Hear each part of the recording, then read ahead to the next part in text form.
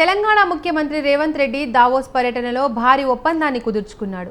Unilever company తెలంగాణలో పెట్టుబడులకు అంగీకారం తెలిపింది. దీనివల్ల ఉపాధి అవకాశాలు కూడా మెరుగుపడతాయని రేవంత్ రెడ్డి పేర్కొన్నారు.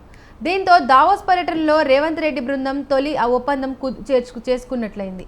నిత్యావసరాల తయారీలో యూనిలివర్ కంపెనీ ప్రసిద్ధిగాంచింది.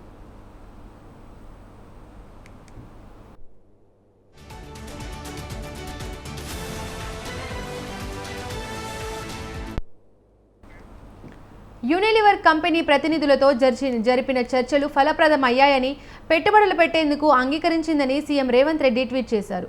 దీంతో ప్రభుత్వానికి యూనిలివర్ కంపెనీ మధ్య ఒప్పందం కుదిరింది.